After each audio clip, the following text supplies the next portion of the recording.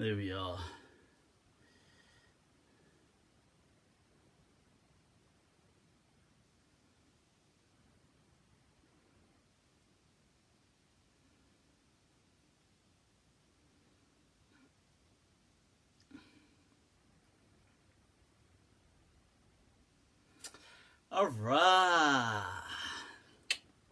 Alright, people, alright. Inna alhamdulillahi wa kafah. والصلاة والسلام على رسوله المصطفى وعلى عباده الذين ارتضى ومن بهداهم اهتدى وبآثار أهل المدينة اقتفى وبعد people فالسلام الله على القوم أهلا وسهلا بكم ومرحبا Juan Layth, bienvenidos a todos mi gente. Pakhair Ragle, and as always, people, swagatam. Alright, so what is going on, people? It is the month with the love in the air. It is a romantic Valentines, people, Valentines. We've got to speak about Valentines today. Oh, and I've stolen from Layla. People, this is a Valentine's pillow. I don't know. Where can I keep the pillow? I should put this up here. So people know that I'm here to spread the love. I'm here to spread the love, people. This one nice, you know, this one good. So, what is going on, people? What is going on? Oof, so much. Fitan, fasad. Alright. Zahid Khan and the Ferrari getting crushed. Oh, right, okay. Any fasad plans for tonight? Oof. What is going on, people? What is going on? I mean, we've got topics, Valentines, we've got a bit of a catch-up on my dialogue with Sheikh Sidi Iqbal, how that went, some interesting points from there. I've got something to speak about jinns, people, jinns. This is a book where somebody is transmitting from a jinn. This is a Musnad hadith being transmitted from the jinn, people. We're going to take a little look at that. Meanwhile, ya salam, there's somebody, there's been an upload.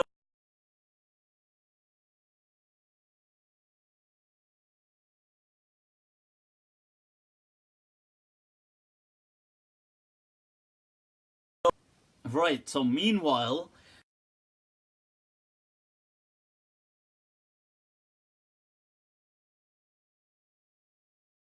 the private meeting of Sheikh Asrar, and so not only did somebody send that to me secretly, ya salam, for my Mufti Masala, they sent me the secret. But also today I saw that it was uploaded. Somebody sent me a link from YouTube, so it's already on YouTube. Oof, masala, fitan, fasad, love, jinn. What is going on, people? What is going on? One thing for sure, the jinn interrupted the video right there. Yep, that must be my... I don't know why the internet connection would do that. It shouldn't do that, but you know, there's people. All right, let me just... These never stay up. I think I'm better off just bringing it down like that. It's much easier. So, all of this going on, people, all of this. Oof. In the words of Ghalib, the Don, the legend, our hero in Urdu poetry, that he said,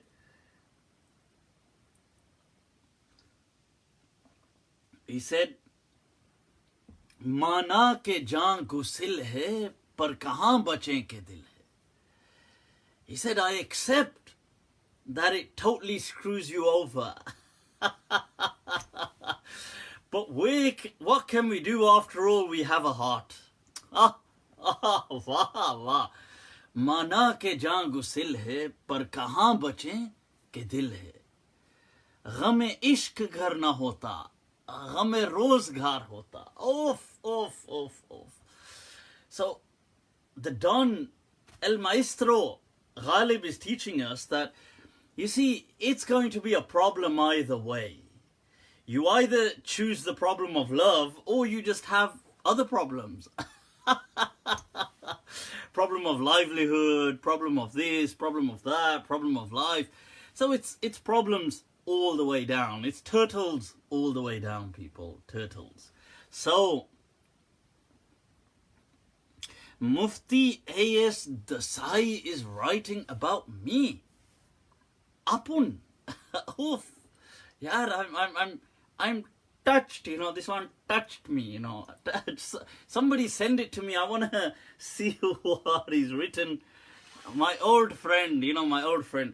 This guy, those of you that don't remember, so this guy, he's, by the way, must be like a 70-year-old man, yeah.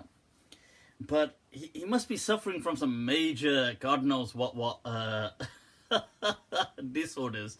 But to try to compensate in other lacking areas, I dare not guess which ones, people. I dare not guess, okay?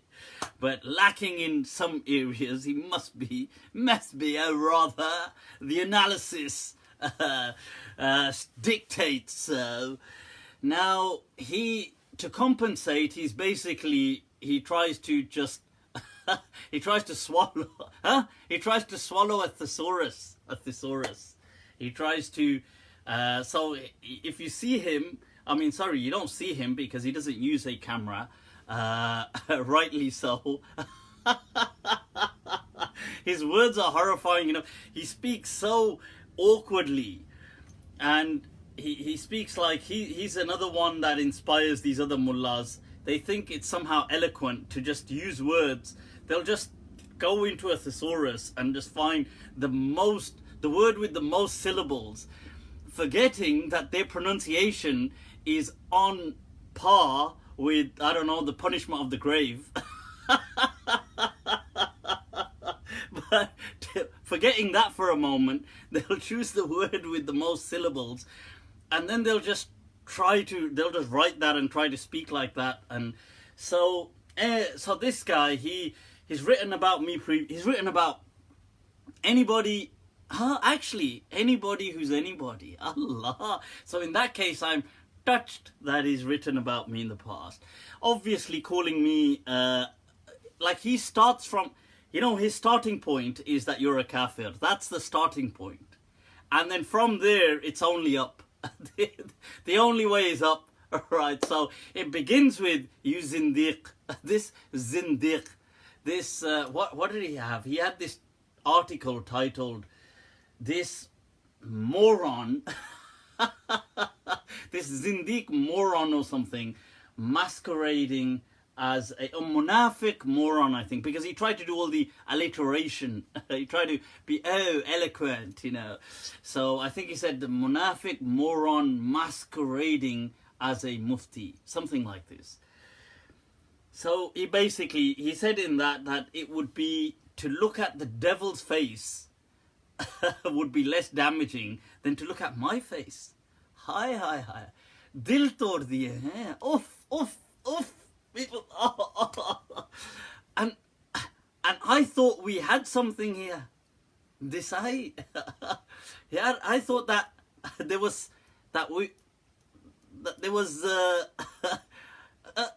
all my dreams have been shattered, and I was picturing the walks on those on beachside in South Africa alongside with the Sai in the sand. I was picturing all of this and all my dreams. Sheikh, is it me? Is it I can change?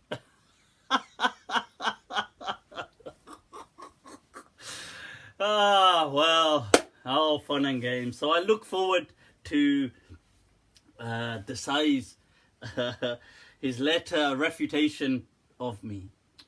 So what else is going on? Yes. All right, people tuning in. Killer Hamza Rashid doing it. Imran Khan. Assam is in the house, people. Ibi Khan. Those of you tuning in. Muti' is asking, Ma ra'yuka anil hubb? Anil hubb. Do you mean by that al-hubb al-udhr?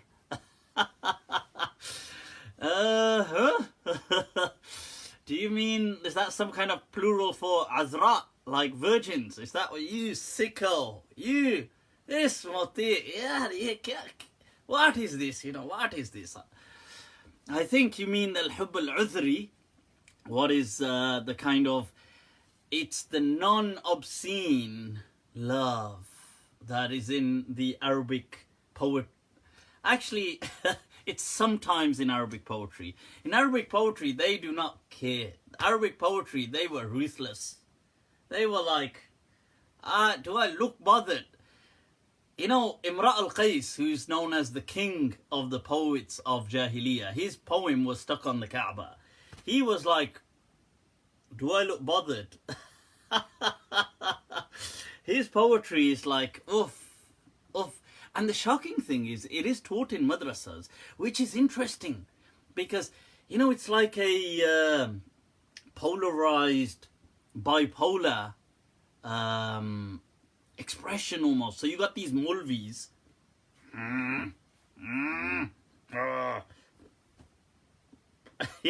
So you got these Mulvis who are always serious, teaching Imra al-Qais, saying his mu'allaqat, how he would sneak into the bedroom of women and do this with them and do that with them, and even if they were pregnant, he'd still have sex with them and doing all of this kind of stuff.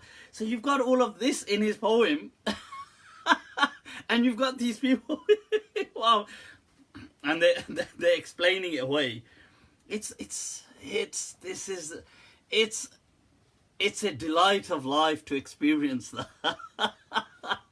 Where you're like, that's the true definition of cognitive dissonance.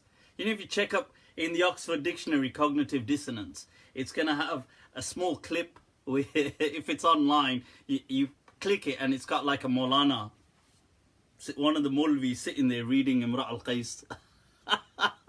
And it says, what you just experienced was cognitive dissonance. So people, now what else is going on? So hubb al-udhri is what people would translate as, I suppose, platonic love. Platonic, that's like, if Plato ever came back, let's say Plato got reincarnated, and then they say, yeah, we named platonic love after you. He'd be like, what? Why am I associated with platonic love? Like, all right, doing me over like that. So, what else is going on, people? Let's take some questions. I'll tell you what, if there's any, what are you doing on Valentines? Me, Valentines, I sit in this room, look at this, well, in the words of John Elia, tum jab aogi to tanha paogi mujhe. When you come, you'll just find me on my own. Meri tanhai mein khwabon ke siwa kuch bhi nahi. That in my loneliness, all I have is dreams. मेरे कमरे को सजाने की तमन्ना है तुमको. You want to decorate this room of mine. मेरे कमरे में किताबों के सिवा कुछ भी नहीं. That actually works for this room. That in this room of mine, I have nothing but books, people. That's me, boring person. But I settle with, I have not like these entertaining. After listening to the leaked recording of the meeting of Imam Asim and these Toba, toba. Oof, Tarak is full on. You know, these Maulvis are living the life undercover in Tarak mode. Toba, toba, toba, toba. The corruption, people. But we'll get to that later on.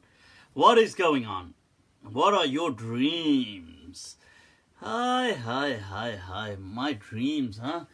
You know, recently, because I've started taking glutamine again, so my dreams have become so bloody, so vivid.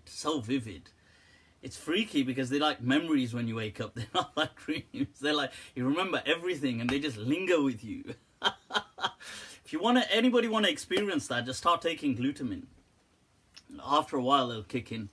So, what's some of the question? Glutamine is an amino acid. It's only awesome anyway. It's a health kind of supplementary intake. I mean, it's nothing. It's a wonder supplement actually. Works miracles. Your dreams are usually astaghfirullah. Toba, people. My dreams are. I'm a simple guy, yaar. You're mistaking. You mistake or I mistake, right? This is it's like Frody said. It's like Viagra. it's glutamine is not like Viagra, people. Please, if you're taking glutamine for that, it's just going to be very disappointing because you're going to be like, why hasn't anything kicked in? and the congregation will be like, Imam Sahib, we've been waiting an hour. Qari Sahib? Qari Sahib? So we've been waiting an hour now. Shall we do the salah? Glutamine ain't gonna kick in like that, my friend. No, my friend. No, friend. Glutamine is an amino acid. So, people. Oh, Khalid is in the house. Ahlan wa sahlan. Ahlan wa sahlan. Right. Astaghfirullah. Look at the questions being asked. It's good for gym. It is good for gym. It's good for your overall health. It's good for recovery. It's good for the immune system. But this ain't a health show. Let's get on with some questions. People, what is going on? What is going on? Let's take some questions. Las preguntas, people. Where are the questions? Let me go to them. And then, all right, here, we've got some here. What is your opinion on Tablighi Jamaat, the two groups friction? You know, well, I guess all good things come to an end. The Tablighi Jamaat, to be fair to them, they were one group that everybody thought, at least they don't have an open rivalry. But boy, did it get nasty. It does, huh? Like all good things, it comes to an end, I guess. So, yep, it all went down, it hit the fan, and it's scattered everywhere now. So, I'm not really too bothered by their thing, but I see it as inevitable. Wasim Hussein, top performance with the sitar. Alright, so we were yesterday in a meeting, meeting as in a vampire session where we kind of hook up, chill out, dialogues, you know, chit chat. So with Sheikh Sidi Iqbal, there was Ustad Wasim was there as well, our local sitar legend. You know the sitar. It's much larger than that. So that was interesting. We had some awesome chat with Sheikh Sidi Iqbal. I'll go over some of the topics we touched. Very interesting. There were things like we discussed the topic of hadith, which I've spoken on many occasions. Is there such thing as a Mutawatir hadith? I have got a clip on YouTube already where I explain Muawiyah. I just saw the name Muawiyah Nakhuda. I thought that's a rather different kind of name. Well, ahlan wa sahlan fi kulli hal. Ahlan wa sahlan. Right, so Now, we were discussing that is there such thing as a mutawatir hadith, and I still am of the opinion, and I've got this on YouTube, that I think this is really kind of blagged. There is no such thing as a mutawatir hadith, really, if we're going to be honest. Not according to the definition of the scholars in usul hadith, because a mutawatir hadith must have exponential growth. So from the Prophet, there must be, let's say, the minimum 5. Some people say 10, some say 12, some say 30, some say 40. But even if you go with 5, so 5 people are transmitting it from the Prophet. From each one of the 5, there ought to be another 5. So in the second layer, so you got the Prophet, you got the first layer 5, second layer ought to have 25 people in the chain. The third layer, each one of those 25 ought to have 5.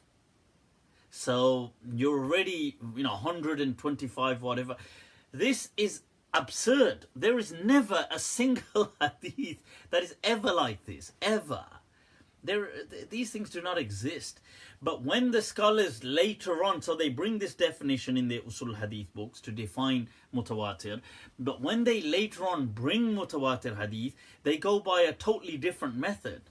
Like they just say, yeah, it's not exponential growth, it's just we've got 12 or 20 different hadith, isolated, but saying a similar thing, therefore we're going to call it mutawatir. But that one is naughty, because that is not the definition of mutawatir. And this was the understanding of the great muhaddith Ibn Hibban, who said that there is no, and he's like in the 300 Hijri, and so he has his major book on hadith, and he said there is no such thing as a mutawatir hadith. And hence the early scholars like Imam Bukhari and these people don't really speak much about mutawatir. So we had that discussion. That was awesome. Really enjoyed that. There was an interesting point which Sheikh Sidi Iqbal brought to my attention. And I have to say, let me tell you people, Sheikh Sidi Iqbal, those of you that don't know him, he's on Facebook as Muhammad Iqbal. Now he keeps a low profile. He's from Birmingham. He's a Maliki trained, awesome, incredible Maliki authority, really. And he's also greatly involved in the tasawwuf, I think the Qadariya, Shishia tariqa. But generally, and he does teach from home, but he keeps a low profile. So he's on social media, but he's not, this sheikhdom and people all sheikh. They're not like that. But I'm telling you, he is more learned than there's seldom have I met somebody in the West that has been that learned. He is on point. And I'm not saying I have to agree with him in everything. I obviously don't. But he is on point. He would tear to pieces these Maulanas, and these other people are nothing compared to, honestly. His breadth of the range of knowledge that he has, like you could jump topics, you could jump category, you could jump subjects, you could jump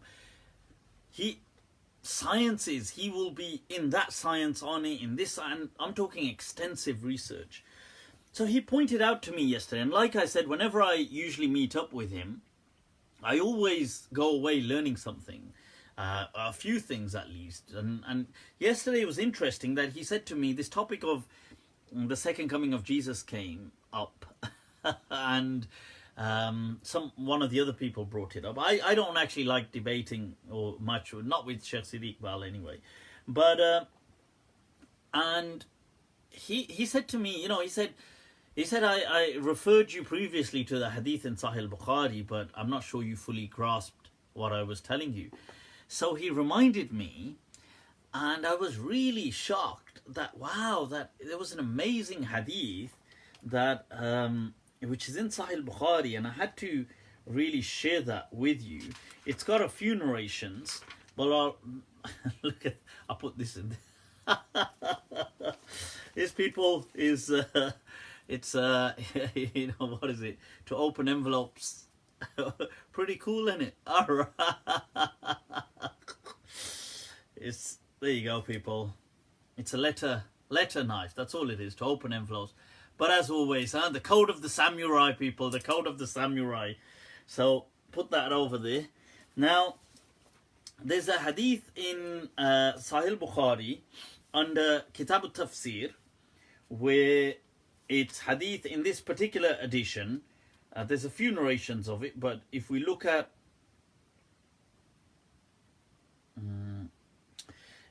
hadith, for example, it comes under Bab 14, وَكُنْتُ عَلَيْهِمْ شَهِيدًا مَا دُمْتُ فِيهِمْ, the verse of the Quran that you've got here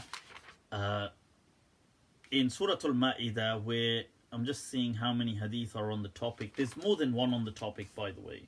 But still, it mentions that Jesus is saying to God, so it's in Surah Ma'idah, that he's saying, وَكُنْتُ عَلَيْهِمْ شَهِيدًا مَا دُمْتُ فِيهِمْ, that I was a witness over them whilst I was amongst them. And this is when Jesus, in the Quran, in Surah Ma'idah, Allah is saying that He will ask Jesus on the Day of Judgment, أَنْتَ قُلْتَ لِلنَّاسِ اتَّخِذُونِي وَأُمِّيَ إِلَهَيْنِ مِن دُونِ اللَّهِ, did you say to people, worship me and my mother other than God? And Jesus' response is that كُنْتُ عَلَيْهِمْ شَهِيدًا مَا دُمْتُ فِيهِمْ, that I was a witness whilst I was there. He says that I only told them what you told me to tell them, and I was a witness whilst I was there. فَلَمَّا تَوَفَّيْتَنِي, and when you gave me death. Now some people try to say this here, tawaffa, means didn't give death, just a metaphorical death, as in just raised you. That when you gave me death, فَلَمَّا تَوَفَّيْتَنِي كُنْتَ أَنْتَ الرَّقِيبَ عَلَيْهِمْ, you were all watchful over them. وَأَنْتَ عَلَى كُلِّ شَيْءٍ شَهِيدٌ, and indeed you are a witness over everything. That Jesus is saying that to God. So the question is, what does this mean here, tawaffa? Does it mean that to raise, or does it mean to give death? Now, the amazing thing that Sheikh Sidi Iqbal pointed out to me, which hadn't really occurred to me previously, he said there's a hadith in Sahih Bukhari which shows you how the Prophet himself understood it. So I was like, whoa, acha?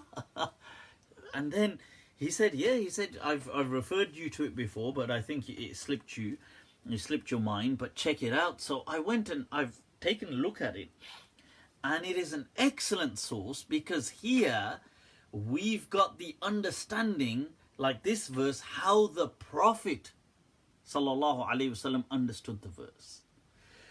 The Prophet, the hadith, this particular one is in Sahih Bukhari, number 4625, where it's from Ibn Abbas radiallahu an, that the Prophet gave a khutbah, and he said, Ya yunnas, innakum mahshuruna ila Allahi hufatan uratan ghurla, that you will be raised up on the Day of Judgment without clothing, and so on. And this speech, it goes on, and how God created you, you will return, and so on.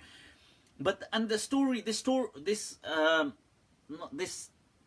hadith, or the general message is expressed in other hadith as well, that there will be certain people from my ummah, the Prophet says, who will be brought before him, and they will be that basically they will be in trouble, that they've done great wrong on the earth. And the hadith mentions that they will be فَيُؤْخَذُ بِهِمْ ذَاتَ الشِّمَالِ, that they will be taken to the left, meaning that, you know, that they will, or that they will be taken by their left hands, or that they will be given the books in their deeds in their left hand.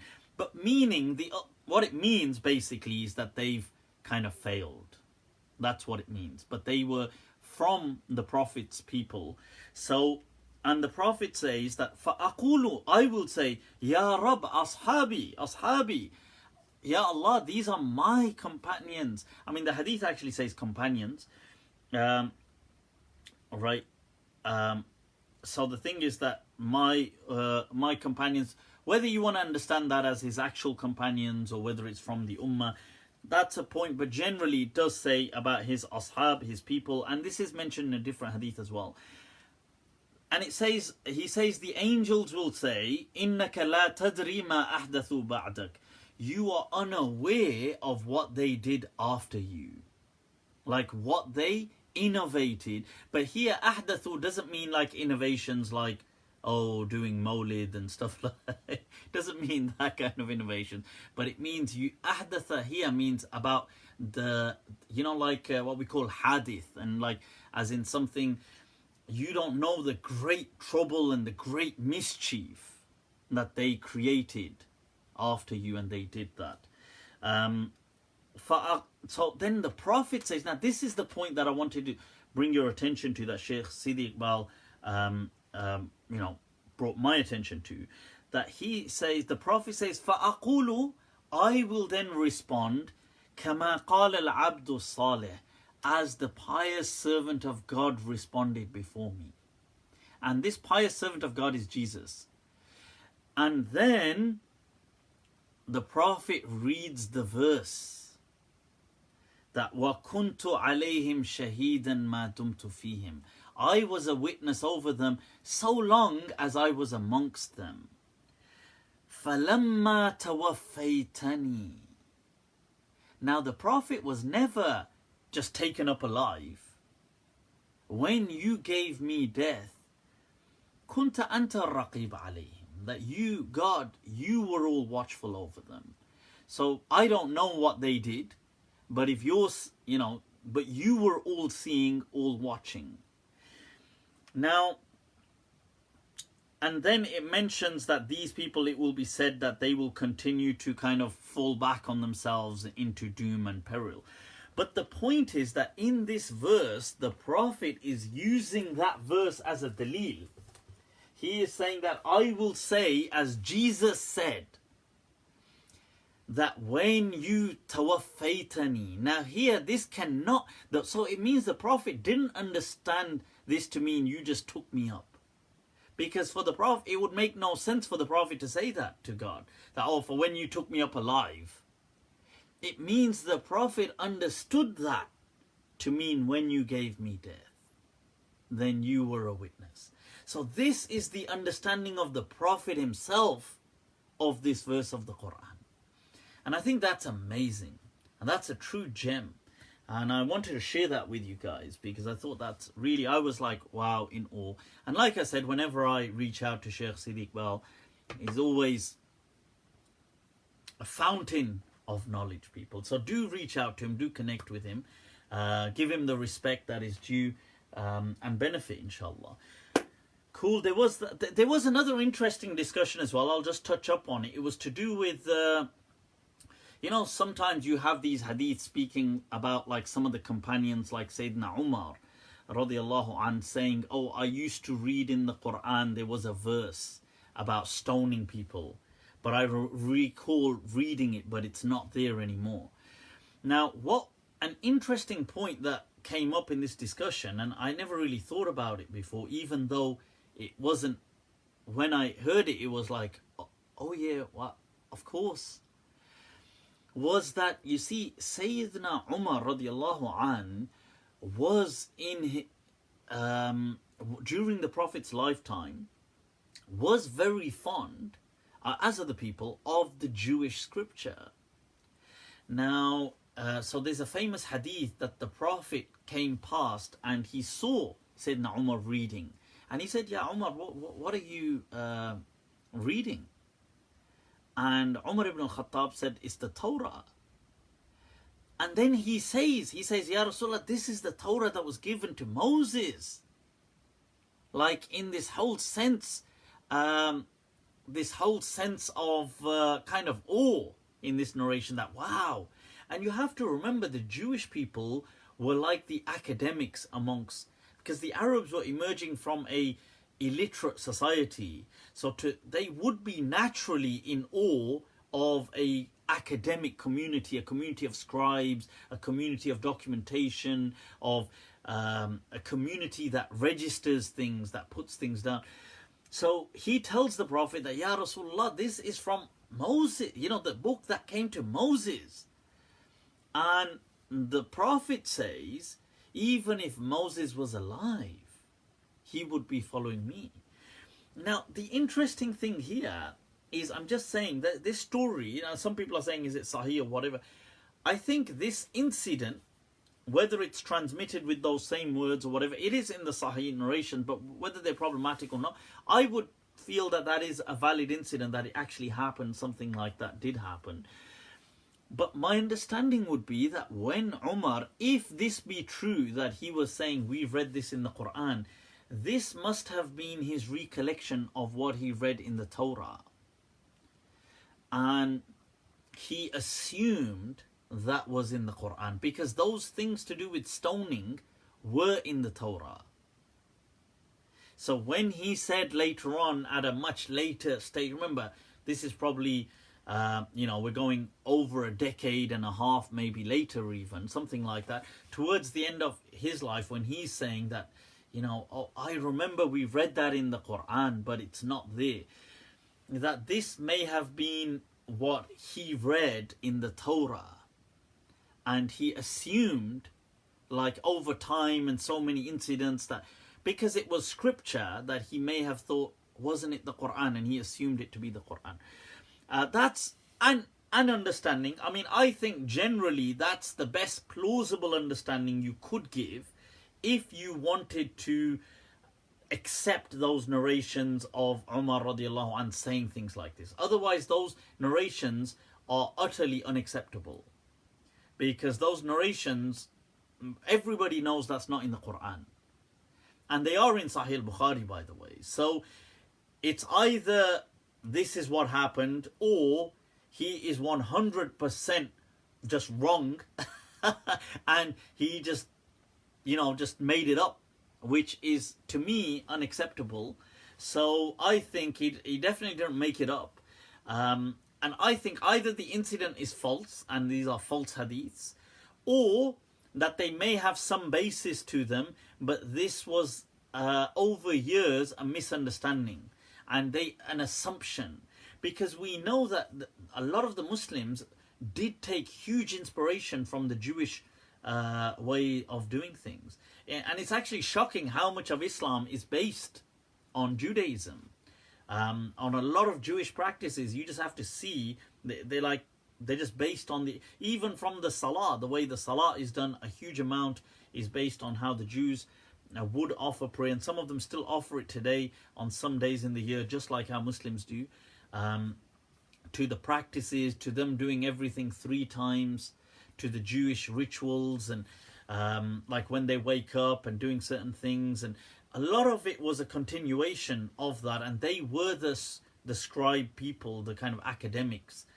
So that was an interesting discussion. I thought I'd share that with you. And before I forget, this, people, is a book called A Book of Hadith. Somebody said, no, it's based on what the Arabs inherited from Abraham. Shabash. It's based on what the Arabs inherited from Abraham. And who inherited it? Quraysh. What, the pagans? Who inherited from Abraham? What did they inherit?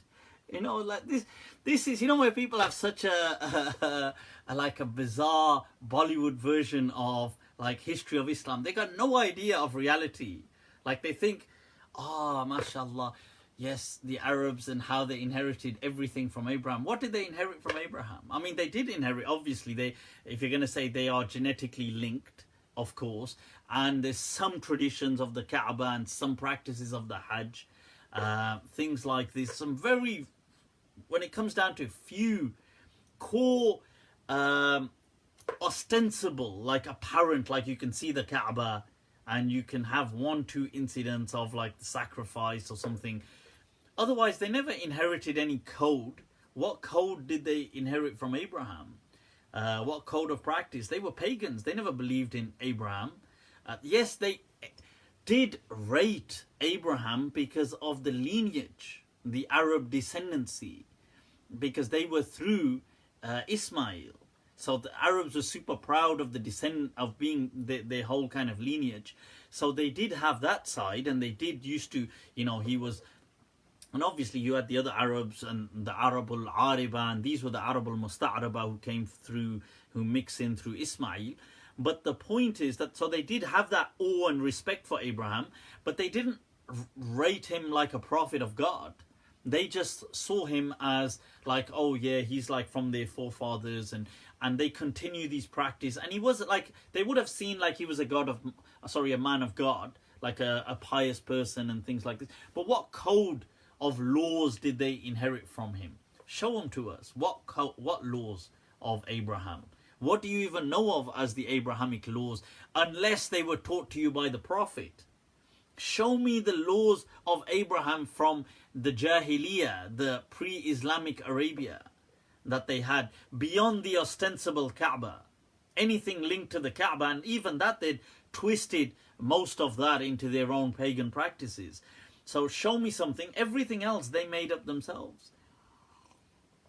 And remember, the Jews were, although they are from Abraham, but they're not from Ismail.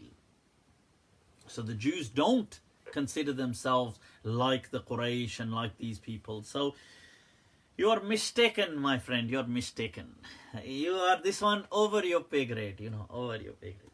So these people is the Musnad of the Jinn.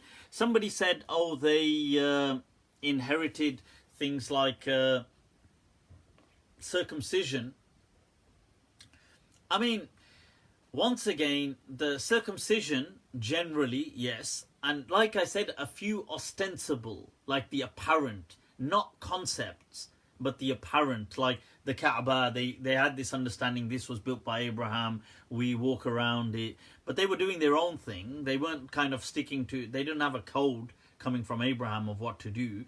As to the the circumcision, my understanding is that the Arabs did circumcise themselves. Whether this was just a cultural practice at the time that they did, it may have been just a cultural practice, because you have to remember that Abraham, when he circumcised himself as well, this was for a reason. And him traveling and leaving the Middle East and going somewhere and doing something. So it wasn't something which, was it something that was there some kind of reason beyond just a ritual? That's what I'm saying. So you've got a ritual saying, oh, we're doing this just because it's an act of God, act for God, or act of worship. Or is there a reason to it? And if there was a reason, then the land he migrated to may have also shared that reason, because they were also the inhabitants of that land. Remember, Abraham is not the father of the Arabs. He's the father of the Arab al-Musta'araba, of this clan of Arabs. The Arabs existed long before Abraham. There was Qahtan, and there was, the ancient Arabs. They were nothing to do with Abraham. Ismail marries into Jurhum, into the Arab tribe, who were already Arabs, who already resided around, close to the Hijaz region and so on. So he didn't invent Arabic, and he wasn't the father of the Arabs and things like this. But yes, of these, the Arab al-Musta'araba come through Ismail. But anyway, I don't want to kind of just go on. That might be a bit boring.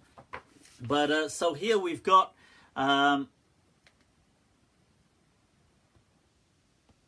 so here we've got this Musnad of the Jinn people. So this is there's a great scholar of the last century, right? You guys have probably all heard of him, Abu al-Fayd Ahmad al-Ghumari. So he's one of the Ghumaris, and he the Ghumari brothers are really interesting because they're kind of like, they have multiple personalities, and I think some part of them is awesome, and then some part of them they just like they're just like having fits, and they're like loads. I mean, there were at least 5 key brothers, and there's more as well, but these were some of the key brothers, the important, or at least 3 of really popular. You've got Sidi Ahmad, you've got Sidi Abdullah, Sidi Abdul Aziz. These are, you've got more as well, but these are really popular, and they've done works in hadith. And they were bitter rivals of each other. They used to they insult each other. They were in their books. They sometimes swear at each other. They call each other to be fraudulent. They say they just stole each other's stuff. Proper sibling rivalry going on. It's like it's just a village from Pakistan, basically. But anyway, so the great muhaddith allegedly amongst them is Sidi Ahmad al-Ghumari. So he has this book on and that stuff that I'm saying is in their own books. So if you open their books, in a lot of the introduction, they're going to say that, oh, he stole this from me, that, brother, he's full of, nonsense, he doesn't know jack, he just stole this of me, I did this. And the other one saying, oh, he's full of... So they're writing this in their books. I'm not just making this stuff up. So anyway, Sidi Ahmad al-Ghumari, who was a major muhaddith, and he dies, I think he dies in, is it in the 60s? Around the 60s or something. Now, he has this book saying he's got riwayat in hadith from the jinn.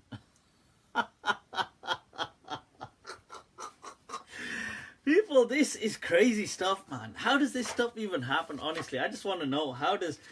And then there's this whole discussion here. So basically, there's this major jinn called Shamharush or something.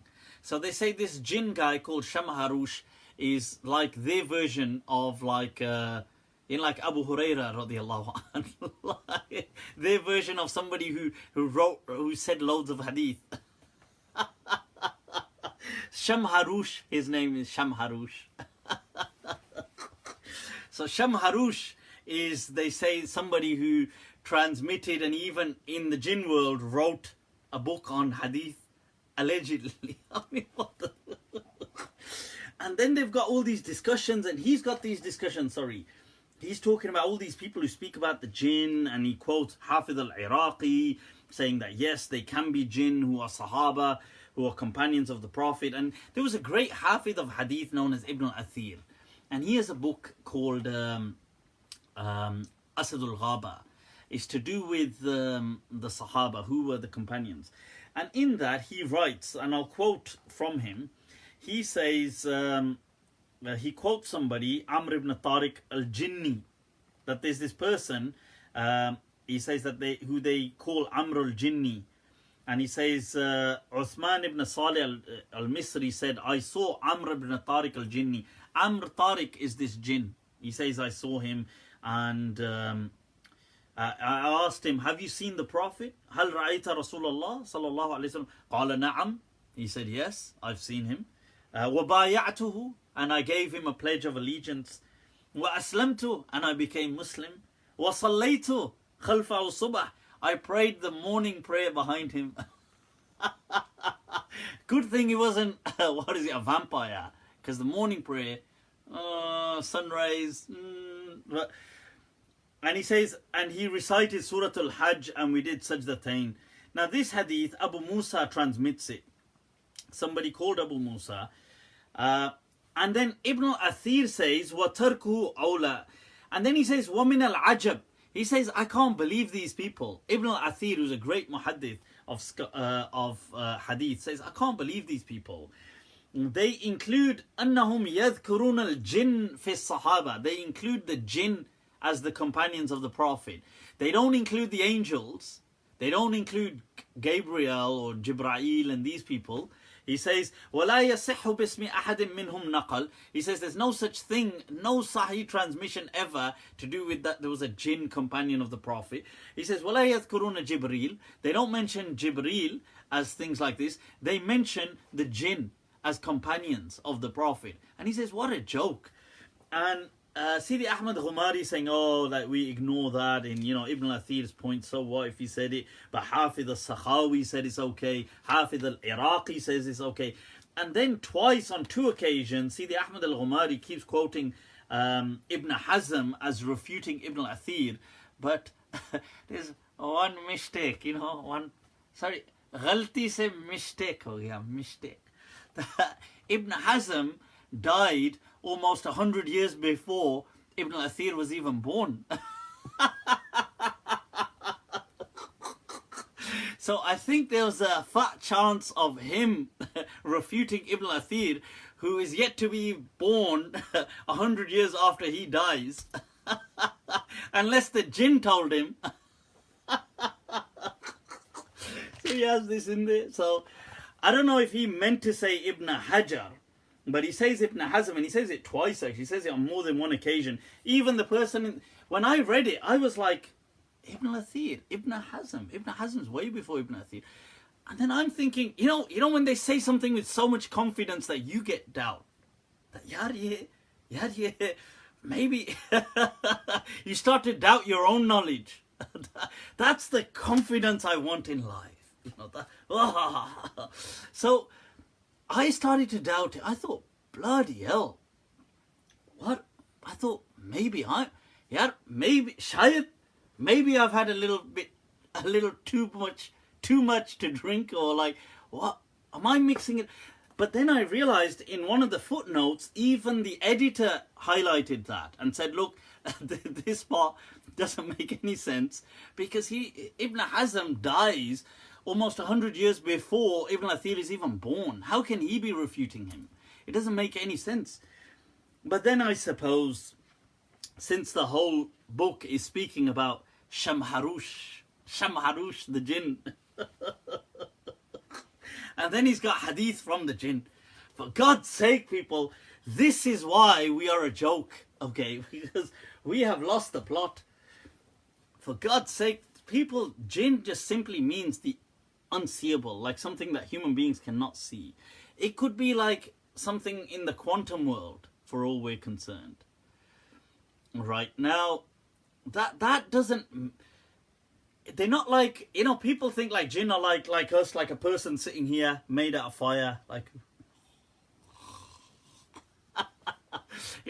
and they possess people, and they got nothing better to do. It's like, I know, I'm going to go possess him, and then I'm going to live in him for like so long, and every once in a while, I'm going to move his hand. Catatonic schizophrenia. Oh, God. Oh, yeah. This people have lost the plot. There is no such thing as jinn possessions, and that's not what jinn do. This is not what the jinn is about. They don't write books of hadith and transmit hadith, and they were the Sahaba of the Prophet. I mean, get a grip of yourself. But then, seriously, but this is sometimes what you get, like to be unique in hadith. They start writing a book on the Musnad of jinn, and all these people transmit it to me, and it doesn't surprise me, because Sidi al-Ghumari is also the same guy. By the way, exposed by, I think, was it his own brother? He's exposed. That, he's got a book about all his ijazat, all his teachers. And he's got all these names of different people, and so gave me ijazah in hadith, and so gave me ijazah in hadith. And he's got several female teachers, and there's the daughter of so-and-so, and nobody knows who they are. And amongst them, he's just got his wife in there, right? Now, so the person exposing him says that his wife, that particular, I don't know whether he had more than one wife, I think he may have, but that particular wife was actually almost illiterate. She couldn't really read and write. And he just said to her that, look, okay, I'm giving you ijazah, now give it back to me. So she said, okay, I give you ijazah. And then he writes like her name, but in a very scholastic way, like the daughter of so-and-so, of the tribe of so-and-so, granted me ijazah in this. This one is fraud, this one not nice, my friend. So I was like, what? 1 to ka 4, this was slightly corruption. As a legend once said to me, he said, in Pakistan, as a police officer, he said about bribery, he said, hum corruption nahi, cooperation karte, cooperation. So this is the cooperation. So anyway, so it doesn't surprise me sometimes the stuff they write. But anyway, I thought I'd quote that. What else is going on, people? What else is going on? But that was hilarious. When I read that, I was bursting out with laughter. When I read that scam of his, I couldn't believe it. I was like, you too? You naughty. So you being a pious hafiz of hadith doing this, it doesn't look nice, this. So So let's take some questions. Mufti, is Jafari fiqh valid according to any Sunni? Yeah, I think it is according to many Sunni Imams. I think Sheikh Shaltut from Al-Azhar University wrote about this whole thing, saying that we should acknowledge Ja'fari fiqh, and then Sheikh Abu Zahra, especially in the last 20th century, many people did write. And I think in terms of fiqh, most, I'm assuming, I haven't studied expansively at all. I haven't studied at all. Apart from whatever I've come across superficially, I haven't studied Shia fiqh. But the things I've heard and the general fiqh that they have, my assumption is it's really not much different to what we have. It's the same kind of rulings, pretty much. They might have one, two things which are different, but those rulings that they have that are different, most of them, not all, but I mean most, will still be found in Sunni Islam as well. So you'll find a scholar who said the same thing within Sunni Islam. So I think that's not really much of an issue. When we meeting at the Ark, yep, we got to do a live session at the Ark, people. Crazy, what did it say? Crazy outdated fatwa. There was one I was reading just yesterday, actually, online. I was on this website about crazy fatwa. I don't know how I got there. I don't know how these things happen to me in life. I end up in the most craziest of places, and sometimes explaining it is worse. Sometimes people, you gotta be aware. You know, there's these some people send these viral clips. I'll warn you, you know, they send these viral clips, and if you play them, they seem to have, they just basically, it doesn't matter what the clip is, but they've just got screaming audio sounds of of what you can fill in the rest of what they are. So so anyway, somebody sent it to a friend of mine, one of our, I won't name and shame him, but that bechara, obviously so eager, he said something about some sheikh, and so he played it at work at one of his whilst in a meeting. See, all this, you know, women screaming, and so he's got all these kind of erotic screams going off, and he's in a meeting. Now naturally that will set off a sense of panic, so you're even worse at trying to stop it. So and that's the kind of situation that to explain it is actually worse. Like, you might as well just own it now. It's like, because, you know, when you're going to say, well, actually it's not what you think. That just sounds like everybody's looking at you like, this will be interesting. Absolutely. No, it's actually a religious lecture that came through.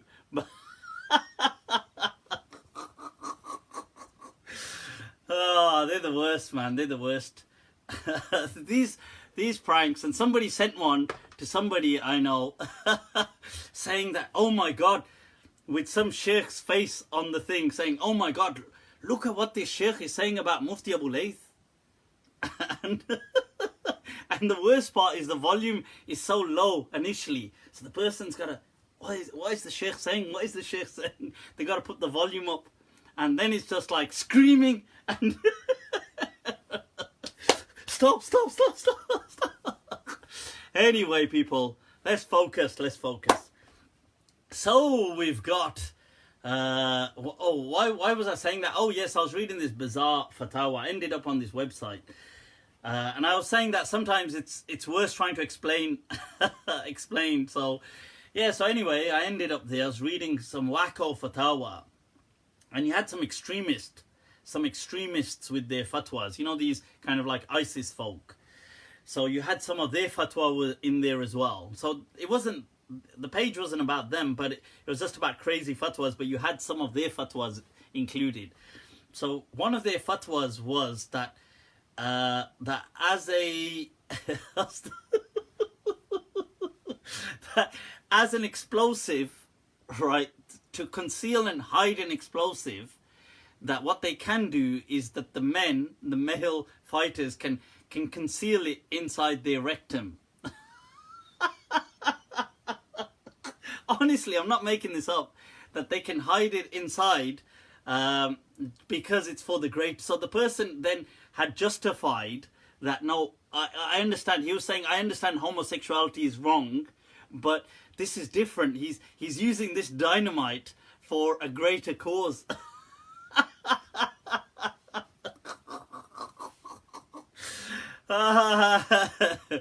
What's that poem? Ashik ka janaza hai zara dhoom se nikle. To go out with a bang. This is it's like, well, guys, it's like, can somebody just use a light? God, so honestly, I couldn't believe what I was reading. So he's trying to justify that, look, I understand homosexuality is wrong, and it's not so the guy, and he's justified. It was hilarious, man. I wish you guys could, those of you that can read Arabic, you have to have, you have to check this kind of stuff out. سمعت بأن الشيخ أبو الليث لأن عنده صاحبان ومنهما مومو مومو طال فهو كابن القاسم.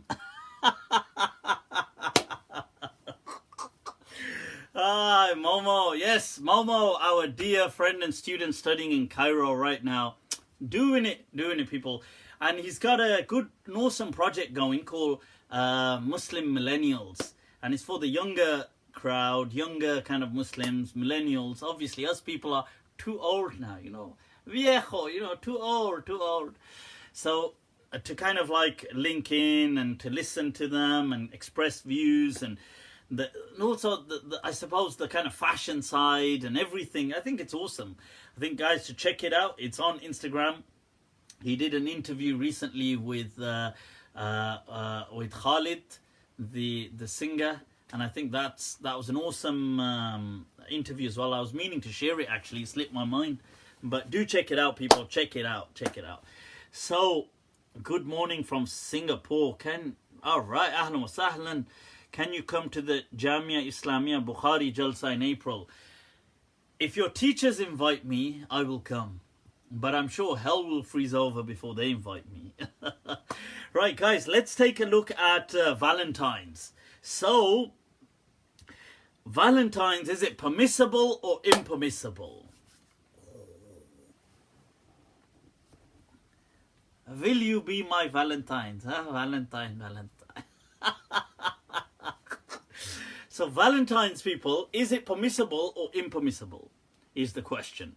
Right, that just looks like I'm wearing some kind of a pink hat. Right, so the question is that it is absolutely, listen, first of all, I'll give you the fatwas given by many ulama, and I completely concur with this. It is permissible, it is not haram, and I'll go through the breakdown in just a moment. This is also the fatwa of Dar al-Ifta al-Misriya, the fatwa board, the official formal fatwa board in Egypt. Sheikh Ahmad Mamdouh has a whole thing on it online where he's one of the specialists in that Dar al-Ifta. This is also the fatwa of Sheikh Ahmad Qasim al-Ghamidi, who is from Saudi Arabia, not Javed Ghamidi Saab, but Sheikh Ahmad Ghamidi from Saudi Arabia, who was the former head of the Hay'atul Amr bil Ma'ruf wa Nahy anil Munkar. The religious police, the Islamic police. He was the head of that. It was his fatwa, and it is available online. It is also the fatwa of the Diwan al-Ifta, the fatwa, formal fatwa council of Tunis, with their Grand Mufti, Mufti Uthman Butayyikh, I think his name is Butayyikh. I think he pronounces it like that. Or Batayikh, I'm not sure. It looks like it's Bitikh, which would be rather offensive, I think, because isn't Bitikh a watermelon? But I'm sure it's not Bitikh, I think it's Butayyikh, his actual pronunciation is. But he's the Grand Mufti of Tunis. He's also the same Mufti who issued the fatwa over last year about men and women, sons and daughters being of equal inheritance. They are Malikis, and I think they're making some groundbreaking fatwa. So that's also his fatwa. It's also the fatwa of some other people. Some people like Sheikh Yusuf Qardawi and Isam Talima. He's kind of Dr. Sheikh Isam Talima. He is on a lot of YouTube as well, and other people as well. But so there are many people who have given the fatwa that it is not haram. It is not definitely not haram. Al-asl fil ashya' al-ibaha, things by default are permissible. What is the background on Valentine's? Well, nobody's really too sure. Right, many people are not really too sure. Some people feel that there was a Saint Valentine that was from 278 of AD. So we're talking, in the 3rd century after Jesus, that they feel stood up to the Roman emperor at the time called Claudius II, who's called Claudius the Cruel. Claudius the Cruel. He's going to be a proper harami. If they introduce him, like if you turned up to his court and they said, well, let us introduce Claudius, His Highness Claudius the Cruel, you're thinking, but that I've had it. I mean, who wants to be judged by Claudius the Cruel? But anyway, Claudius the Cruel, they're saying that he, in his time, needed men to enlist in the army, and many of the men were like, I mean, people were enlisting, but others were like, forget that, man, I'd rather be with the women and enjoy life. So what he did is he forbade marriage. And Saint Valentine, who was a priest or a local bishop, he used to secretly marry people. This secret marriage, this mut'a, this secret nikah, right? So he used to do the secret marriages with people, and this secret was then exposed, and Saint Valentine was caught, and he was then executed, beheaded by Claudius the Cruel. Obviously, what else are you going to expect? That would just, in his court, they would probably just say, well, what do you think is going to happen? It is I, Claudius the Cruel. Thinking, well, I doubt I'm going to get a cake and tea. It's obviously, it's like the worst possible things. I might as well start picking them, which one, in which order. Right, so now, that's, and to commemorate this, Christians then chose this day. The other thing is that this date coincided with a pagan festival called Lupercalia. Now, Lupercalia was a pagan festival to celebrate love. So they kind of chose this date, the 14th of February, for that. Now, that's one version. It's not that sahih, but it's there. Other people say God knows what it was, but the point is, in the last few hundred years, it's become a thing, and it's definitely now a thing. I personally think, this is my personal thought, I think, look, religion's got nothing to do with it. I do think that it is I don't like Valentine's, because obviously, hey, lonely people, lonely. No, I don't like it because I think that this is simply a corporate scam to just rob people of their wealth, and just, it's become such a commercialized aspect that everybody's got to, they've got to buy things, they've got to make bookings, they've got to do this. This one not nice for men, right? So, right. So the thing is that, so because of this whole the stress it places on society, and I'm not talking about Muslims, society as a whole, it really stresses out people that they've got to compete and outdo other people, and they've got to kind of make I've got to do this for the Valentines. And then there's people who are lonely. So these people get really stressed, and they become depressed because they haven't got anything for Valentines. I want to help these people, you know. I'm here to help only the okay, we choose out of the genders. Qari Sahab, you can help that gender, I will help this gender, you know, to help people. You know? So it places a lot of stress on society. People get depressed with these kind of things. There's a huge, just to extort all this money from people. So I don't support Valentines per se. I don't support it because of all of that kind of baggage. That said, I don't feel that it's haram. I don't feel like it's got anything, religion's got an issue with it at all. But I think it's just more a the kind of shrewd, the brutal consumerism behind it is what I don't like. So that's my thoughts on it. But if somebody did want to do something on Valentine's, by all means, people, by all means. It is all about, you know, this one you can go, you know, it's a loving day, you know, loving. I would say, let me quote, by the way, there are a lot of fatwa saying it's absolutely haram, and you get that from the Salafis and the Deobandis, and you're going to get that from loads of people. Maybe not everybody, but most.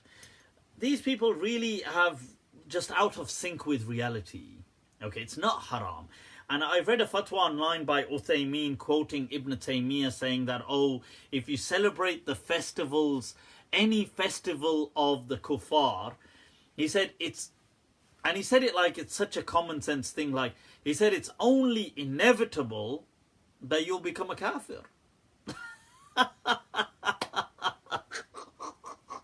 I was like, okay. So that's not how it is, people. You don't become a kafir by celebrating Valentine's, and you're not going to... Although I disagree with it from its consumerism aspect and the depression it causes for lonely people in society. But it's not haram Islamically, okay? It is... but right now it is seen as the season of love, people. The season of love. Allah. On that note, I'll share a quick story with you guys on a love story, people. Love story. I'll share a love story with you from the Arabic. I mean, from adab, as in within the Islamic Arab historical kind of world, from the time of the Abbasids, people. So, people, this one's going out to you, but this one, tragedy, you know, this tragedy in love, you know. What's the, he says, that, that, you know, that line of John Elia, that Abbi koi kar raha hai wafa ka zikr, you know, that line where he says, Kash us zabane deraz ka moon noch le koi. You know, that who is still going on about this loyalty and love? If only they could be destroyed. But this, there's a, and sometimes the most popular stories are like the tragedy ones, you know, so the Devdas. So there's a story about this person called Dikul Jinn. This is a true story, by the way. It's a tragedy, people. You got to listen in. You got to pay attention. So Dikul Jinn, Dik means like a rooster, you know, like chicken rooster, like that. So I would say cockerel, but I don't want you guys to. I have to be so careful the words I use, honestly. So this rooster is called Dikul Jinn, the rooster of the jinn. And why they call him that is, I think, because his eyes were kind of like, they used to stick out or something. So somebody had called him Dikul Jinn, and from there he got the name Dikul Jinn. But he's actually he's a known poet from the early Islamic era. So in line with our book from narrations from the jinn. So Dikul Jinn was a famous poet, and there's a love story. He was from what would be modern day Syria. He was from the Homs region. And so he one day is trotting along, as you do, in the park, as certain people do, and he comes across a bunch of girls, all chilling out, dancing, laughing. So Dikul Jinn, he kind of, oh, what is going on? So he's spying on them, right? So they're obviously chilling, and he sees this girl, Christian girl, called Ward. Her name was Ward. Ward ibn Na'ima, I think her name was, but she was a Christian. So he sees her and oof, pehli nazar mein, pyar ho gaya, pyar.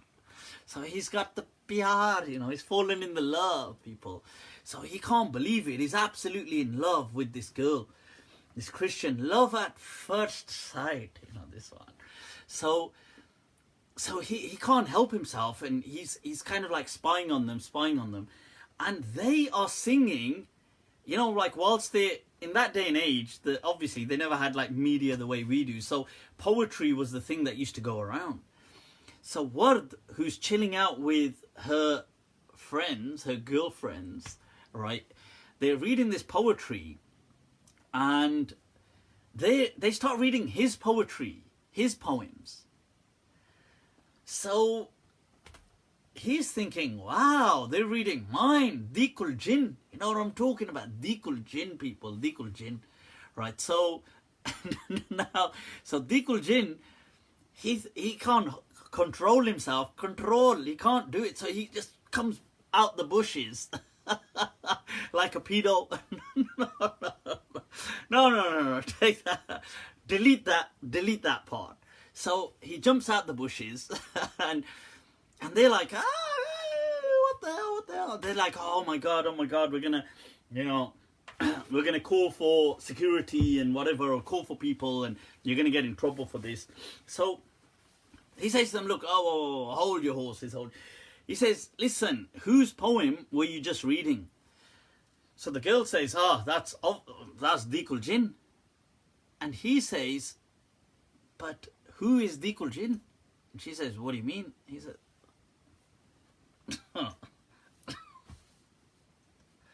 obviously it is I'm Dikul Jinn. So she says, get out of here, you and Dikul Jinn.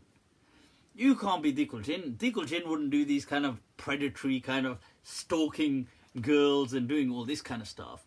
So he says, no, it's me. So she says, okay. And I'll tell you if I can still bring up, actually. She says to him, let me see if I've still got this, the poem that she was reading. And I'll show you his kind of skill as well in Arabic. So she says, okay, what's this poem in Arabic? And he says, yeah, it was this one. Yeah, that was my poem. I've got it here somewhere, actually, because I was looking at this before. Let me see if I can bring it up. Yes, all right, wait there, one moment. Right, so she says a poem that, look, this is his poem. Now check this out. قولي لطيفك ينثني عن مضجعي وقت المنام كي أستريح وتنطفي نار تؤجج في العظام. That tell your kind of, that you visit me, like, Taif in Arabic was like a kind of, it was like your, not a memory, but it's like you, but the fantasy you visits me in my sleep. So they had a name for it. They used to call it Taif, right? So tell your Taif to kind of like be like, come visit me, basically. And he says, so this fire in my bones can settle. Now she says, okay, and he reads this long poem. So she says, if you are Dikul Jinn, change the last word and like render the poem again with a different rendition at the end. So he quickly does. He says, قولي لطيفك ينثني عن مضجعي وقت الرقاد. So he changes manam with raqad, which still means sleep. كي أستريح وتنطفي نار تؤجج في الفؤاد. So he so same thing, but he changes the last word just on the spot. So she's like, va? Then she says, okay, do it again. Change the word again. So he does it again. So she gives him a different word. And he, قولي لطيفك ينثني عن مضجعي وقت الهجوع. A different word. And he matches it again. كي أستريح وتنطفي نار تؤجج في الضلوع. She goes, wah, wah, wah. Loot liya, ya, loot liya.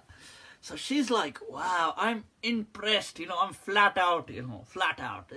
Love is going on, love. So now they start like, they're in love with each other. So they're like, oh my God, she becomes infatuated with him. And she's like, wow, starts thinking about him. And then they start the correspondence, start texting, their version of texting. And then they start sending naughty pictures. No. Sorry, that I was mixing it up with the Imam Asim case. Sorry. Right, now they start obviously writing. Now there's a full blossoming love story going on. So they get married. So he says to her, I'm going to marry you. This is actually a true incident, by the way, true story mentioned in the Adab.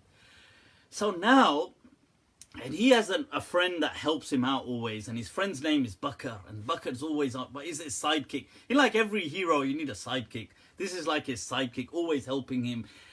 And then there was the Christianity barrier, and she converts.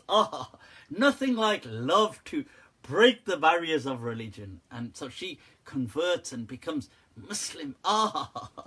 This is a love story. This is so now they get married.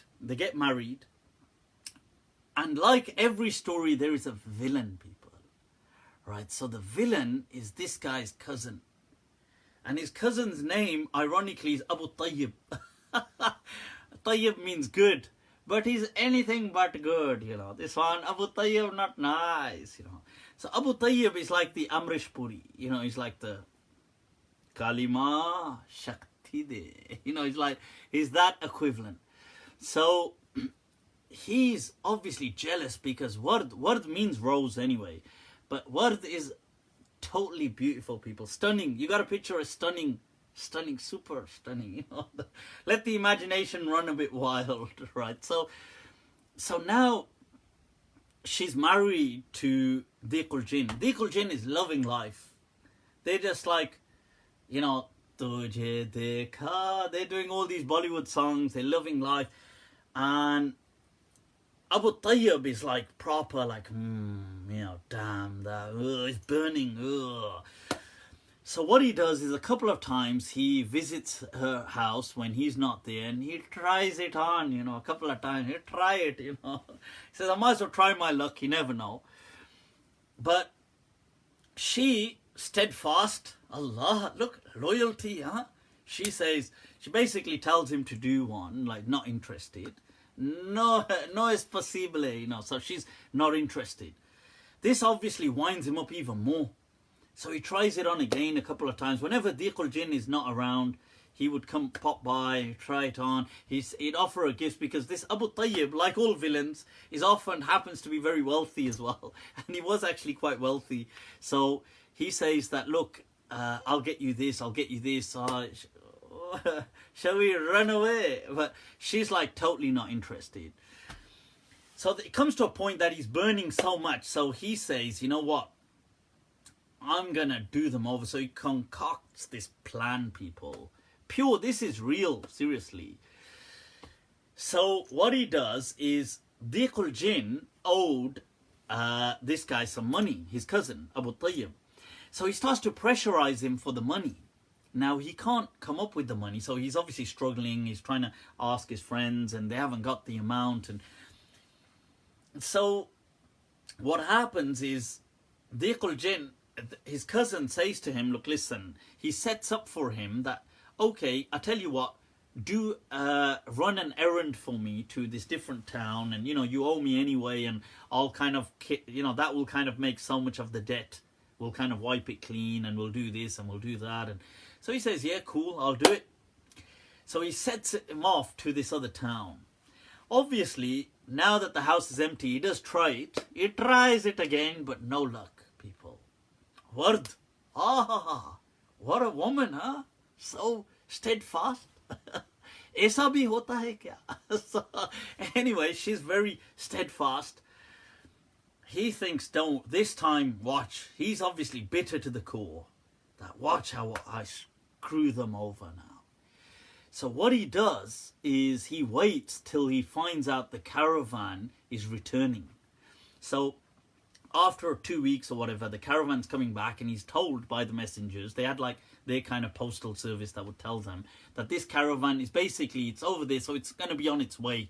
So it should be here within, by noon, for example. So what he does is, a bit before that, he goes to her house, and he says, I've got some terrible news. And she says, what's that? And he says, the caravan has been looted, and they've killed the travelers. They've killed Layth al-Jinn. Layth al-Jinn is dead. So she, obviously, tragic, it's the bijli, like the lightning in the background, people.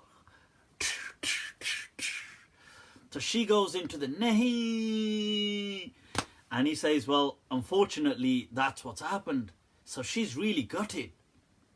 So he then goes and finds Layth al-Jinn's friend Bakr, and he says to Bakr, I've got some, do you know what's just happened? And he says, what? And he says, bloody hell, they've looted the caravan when it was just over there coming en route, and they've killed the travelers, and they've killed Layth al-Jinn. So Bakr's gutted. That's his obviously best friend. He's like gutted. And then Abu Tayyib says, you know what? You need to go take care. You need to handle Ward. Like, she's losing the plot. She's she's gone insane. And before she does something to herself, you better go there and you better handle the situation. So this guy, Bakr, goes running over, obviously gets to the place. Ward is in pieces, crying, this, that, going through the shock of grief. So he starts to console her. Look, don't worry, don't worry. Now, by this time, the caravan has arrived. So here, our Amrish Puri friend Abu Tayyib, he goes to Layth al-Jinn, and he says, Layth al-Jinn, where the hell were you? And he says, I was on this bloody caravan. Of course, I've gone to... He says, you've made us the laughing stock of the whole town. He said that, when you'd gone, your wife had been in a full-fledged affair with your friend. And she's been flaunting it all over town. And everybody knows, with such, impunity, she doesn't care about anything. And our family name, because that's his cousin, has been reduced to the dirt. Like, what the hell? You've made us a laughing stock. And he said, you've come back today. He said, I bet they're even, they're probably still at it right now. So obviously, hearing this, Layth al-Jinn is shocked. Like, he thinks, what? No way. I don't buy that. He rushes to his house. And lo and behold, what does he see? He sees that they're hugging. And they're crying. And he assumes that they're crying because they're going to separate. Because they know he's coming back. So Layth al-Jinn bursts through the door. People. And in an unbridled rage of anger, takes out his sword and kills both of them. Ya salam. And he slays them both, so they're lying there in their blood, in his house, and then he just sits there. This story is actually in the... So then afterwards, and he stays there like for a whole day, he's out of his brain. Then he buries them. And it's only afterwards that people tell him that, what the hell? Why did you do, what the hell happened here? And how did you, and they say there was no such thing, no town, we never knew of any affair, what on earth are you talking about? And he confronts eventually his cousin, and his cousin eventually seeing, because he becomes so destroyed, his cousin kind of tells him, look man, my bad. I mean, that doesn't cut it, but he kind of tells him, my bad, I made that story up. And they weren't really having an affair, but he confesses to him basically.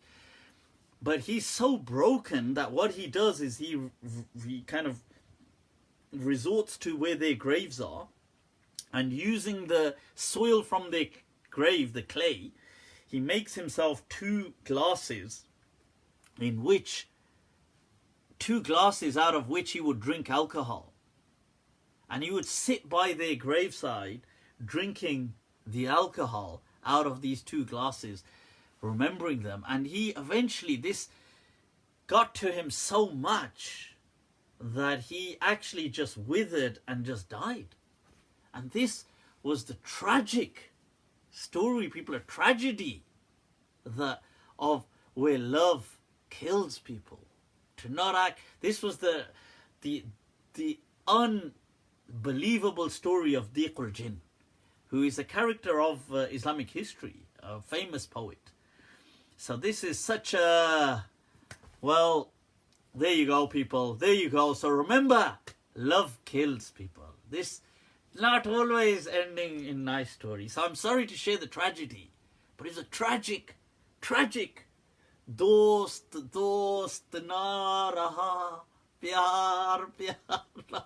This is really, but it was actually a very powerful, you know, if you read it in all the detail, it would really impact you, man. Like, I remember when I read it, I was like, oh my God. And because it's with all the poetry and everything, and it's a proper emotional, tense story, people. But such is life. Very unfortunate, but it teaches us that perception is not what we always perceive it to be, and that we should never act rashly in such kind of rash behavior. We should always be wary of anger. Remember the hadith of the Prophet that la taghdab, and another popular one, although it's questionable about its sihha, but al-anatu min ar-Rahman wal-ujlatu min ash-shaytan. So with that, people, some lessons about how to have always patience in life and never be so rash in your decisions. Right, so, okay, let's take some few rapid round questions and we'll wrap this up. I know some people are like, why the hell do you share that that story? They're like, I'm gutted. In hasraton se keh do kahin aur ja basein. That tell these desires to go live somewhere else. Itni jagah kahan hai dile daagdar mein. That this broken heart of mine doesn't have the capacity to hold these desires anymore. Kitna hai bad naseeb zafar dafan ke liye. This was the Mughal emperor, people, the last Mughal emperor, that where a whole dynasty came to an end. That kitna hai bad naseeb zafar dafan ke liye. That how wretched and God-forsaken are you, Zafar, Bahadur Shah Zafar, that at the time of burial, do gaz zameen na mil saki kuwe yar mein, that you couldn't even find 2 meters of land to be buried next to the person you love. Allah, Allah, Allah. This is why I say learn poetry, people. Learn poetry. Right, so let's cheer up the mood now, because people are getting too emotional, you know. So now I told you that story, so now you realize the power, and you realize that you're not going to be duped into these Valentine Day consumerism. Right, well, people, let's What else is going? Let's take some rapid round. And if there's any questions, yes, some parts are still found in the Bible. Where are you coming out with your diwan? Hi. Where can I have... Yeah, I'm trying to log into the question, sorry. Qadian. This can't be it. This has got to be... Seriously, is that... Aren't these the same questions from last week? Could you explain the verse وَإِيَّاكَ نَسْتَعِينَ? Look, this is common sense that human beings obviously ask all kinds of people for help. It doesn't mean we only ask God for help, but what this means is ultimately and from the God perspective. Otherwise, you're obviously going to ask each other for help. There's nothing wrong. Like there's the hadith, وَإِذَا اسْتَعَنْتَ فَاسْتَعِنْ بِاللَّهِ, and if you are to seek help, then seek help from God. This is when it comes to, as opposed to superstition, as opposed to just weird mythological beliefs. Not about help like as in, hey, could you pass me that cup of tea? Not as in like, woman, could you... Astaghfirullah. On a side note, I read this study, it was online, saying, it's quite interesting actually, from a psychological perspective. It said that they did a survey and they tested women, not tested physically, but they did this kind of, and they found that women actually find men, which men do they find more attractive? I don't mean from features, but attitudes. And they found that men who had what they call benign sexism, right, were actually rated as more attractive even to the women who described themselves as feminists, even them, and to those who didn't as well.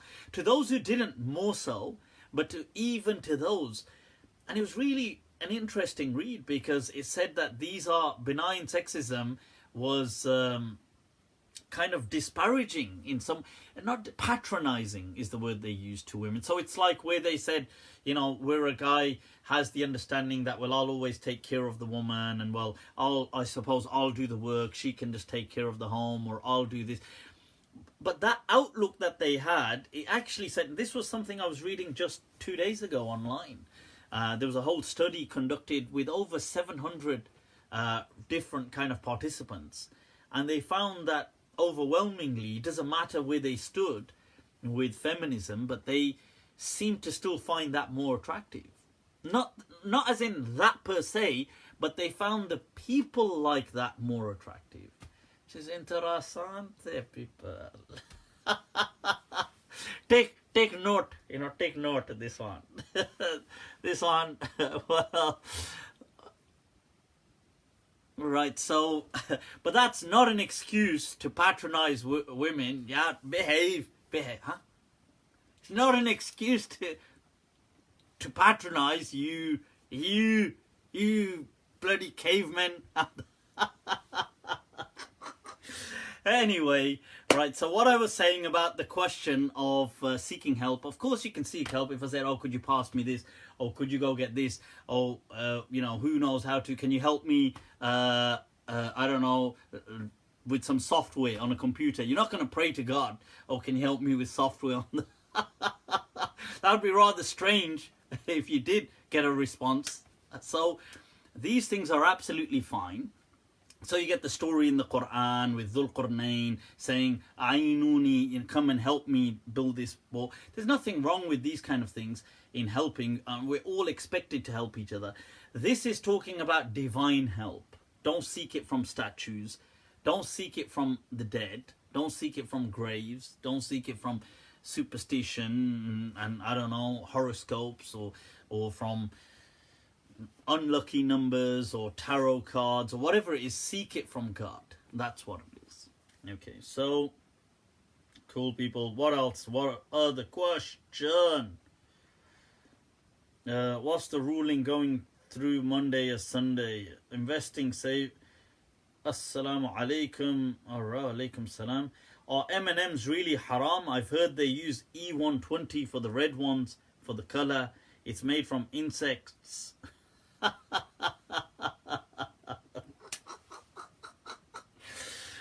You know, look, first of all, these things are okay, people, relax. Okay, you can eat these things. You know, even gelatine is not haram. Obviously, if you don't want to have it, that's fine. But especially these preservatives, they've changed so much from their essence. They no longer carry that ruling. This is called in the Sharia, istihalatul mahiyya. So it changes the essence of that property.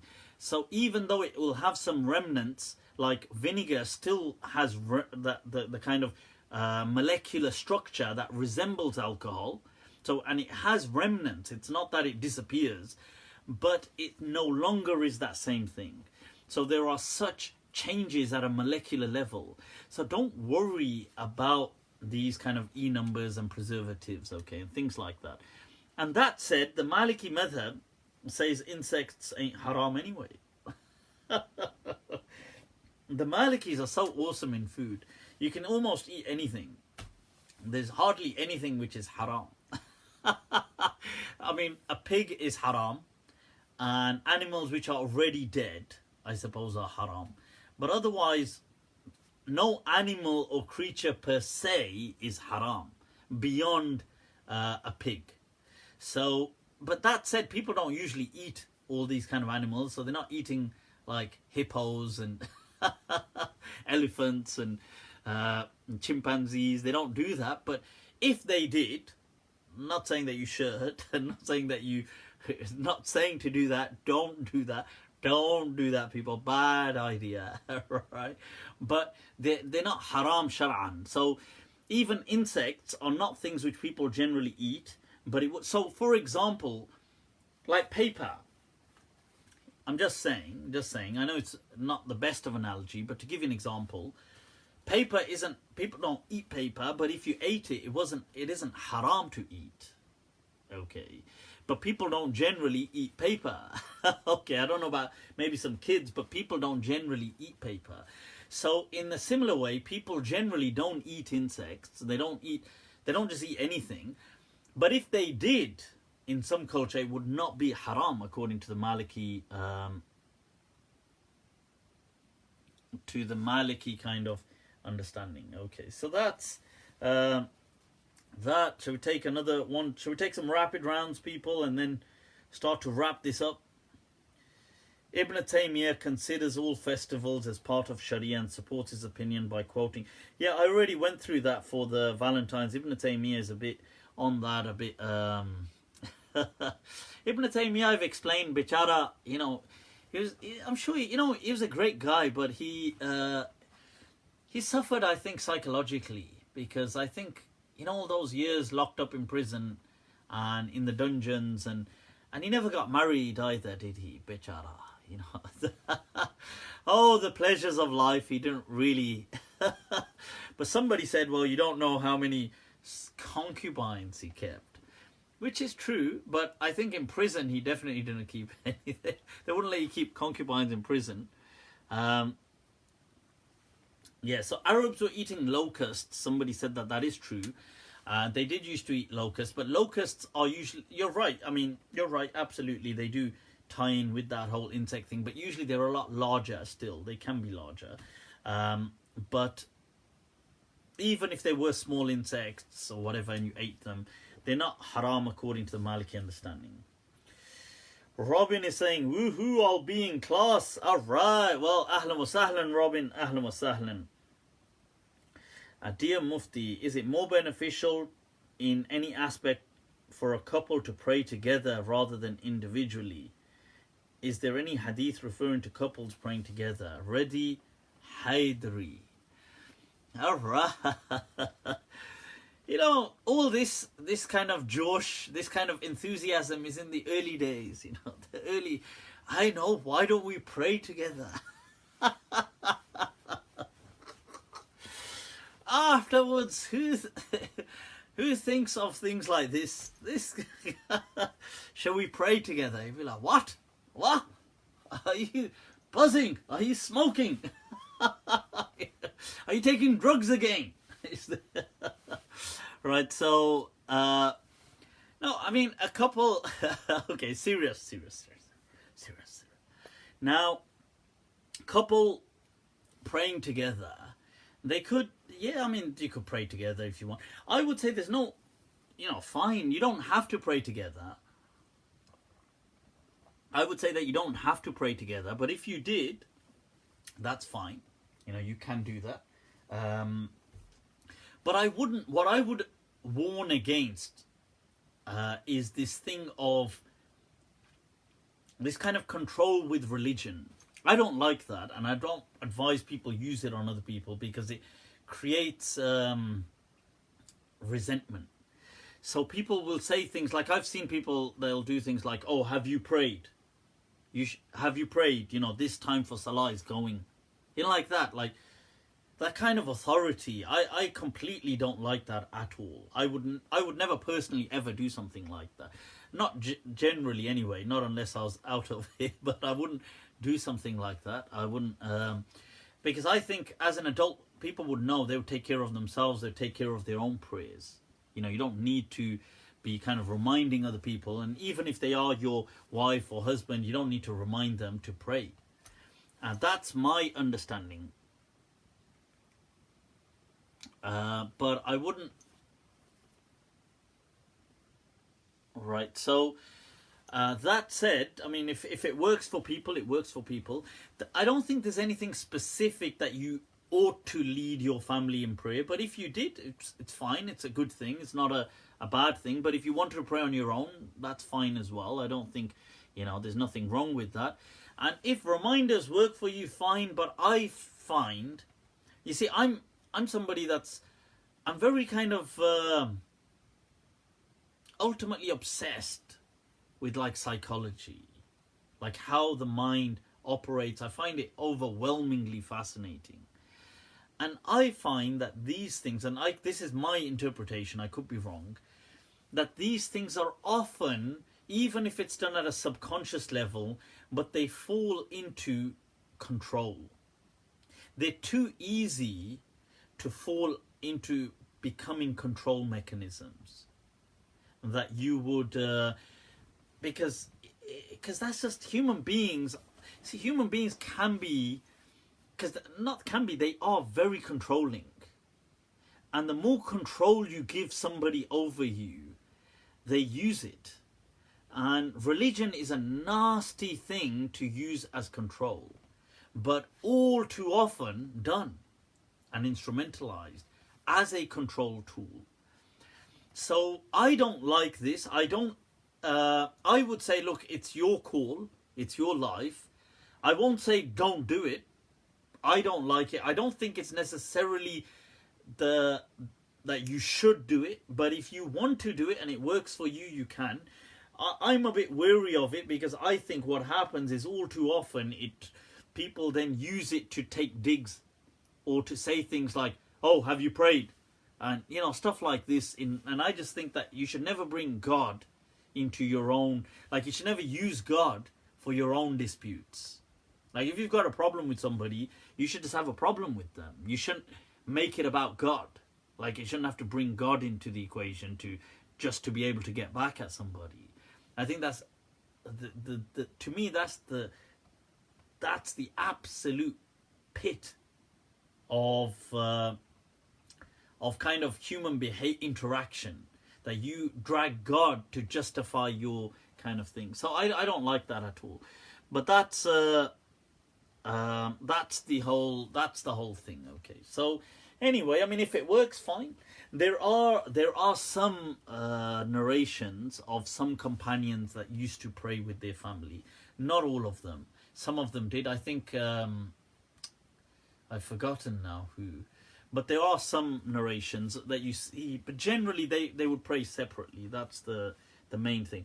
I know when you get married, they say that you should pray together on the first night.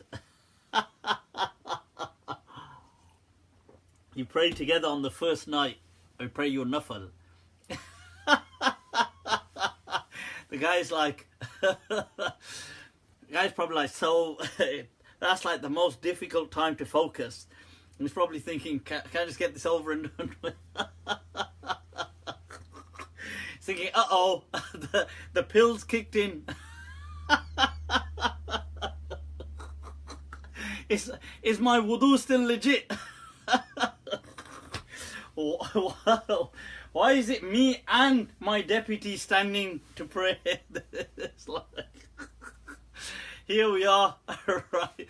That would be one strange dua, kind of salah thing. Just, but yeah, so I think that, but there is that often said that, you know, on the wedding night, so to speak, why don't the couple pray together, rak'atain? It's worth a try, actually. Try it, you know, give me your feedback how it went. So, but I mean, I know it's commonly done. I think there's no harm in trying, if you can. Focus, you know, focus. You know. All right, people. Well, I think we've gone on quite a bit. There was, before we go, I'll drop just a few moments of the masala. You know, the Mufti masala. Right, people. There's been a leaked recording, audio recording of the meeting that went down with Sheikh Asrar, Imam Asim, Sheikh Saqib Shami, Ijaz Shami, and I think a bunch of other people in this private meeting who I don't know who the other people are. But so this is now on YouTube. And it was a private gathering, and they say at the beginning, all right, can nobody record this? And somebody's obviously recording it. So they said, can everybody switch off their phones and please don't record this? So obviously somebody's recording it. I wish it was a video. That would have been awesome. Right, so it's an audio, and the things that they're saying and the allegations and oh my God, and the stuff that Imam Asim Ji has been up to, Casanova. Now, some of them are stuff, some of them, if true, once again, I don't know if they are true, but if true, were criminal. So, you know, those things, allegations, I mean, this is all on YouTube now, you know, allegations of rape, I think allegations of forced abortions, allegations of pedophilia, allegations of, what is यार ये हो क्या रहा है यार what these are masjids. That's why I've abandoned the masjid, you know, because what the hell is that, the masjid? These the masjid imams, all these kind of things. I don't know, once again, I don't know whether this is what the recordings are saying. I don't know whether they all be true or not, because they were saying something. I mean, this is all public knowledge now. It's all on YouTube about, well, oh, the police didn't have enough information, or sorry, not information, they didn't have enough to press charges, or, and I think Imam Asim was challenging something, now that part's made up, and then he was saying, and Sheikh Asrar said, Sheikh Asrar said at one point, he said, you're lucky, Peer Sahib. You know, by the way, I also got to learn that they all refer to Saqib Shami as Peer Sahib. I didn't know this. I didn't realize this until I heard this recording. Everybody's saying, Peer Sahib, Peer Sahib. I was like, hi, Peer Sahib. Peer Sahib doesn't even speak in it, though. He hardly, you just about know he's there, because I think he just mutters, like, it's over an hour long, this thing. And I think he just says one sentence at the beginning and one towards the end or something. But you've got Sheikh Asrar says, you're lucky, Asim. You're lucky. Peer Sahib's here. Otherwise, I would have taken out my Gillette and I would have shaved you.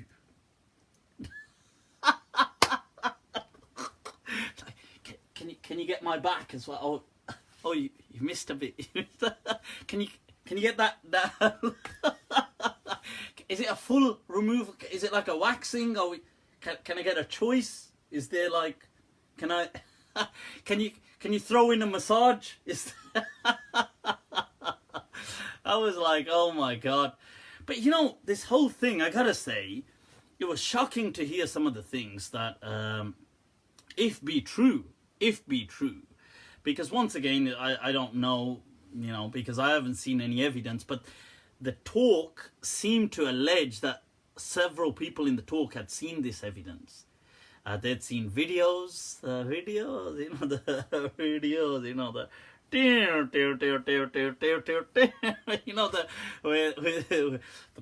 the posing and the well, it's a very fine day, but I forgot to wear any clothes today. So they've got the whole videos. They've got this rape allegation thing. It shocked me. I was really shocked to hear that there was anything like an allegation like that. Allegedly more than one, forced abortions, this, that, all this kind of mess, man. It's like, wow. But the shocking thing is that the whole thing is, that is utterly unacceptable. And there's several things that Sheikh Asrar was saying, which, to be fair, if these things be true, were right. That, Sheikh Asrar said at one point, we have a Jimmy Savile on our hands. But look, Sheikh Asrar, some things he was saying, absolutely true. If this is going on, if this is predatory behavior, it must immediately stop. We cannot tolerate this. There is no room for negotiation. This kind of stuff I fully endorse.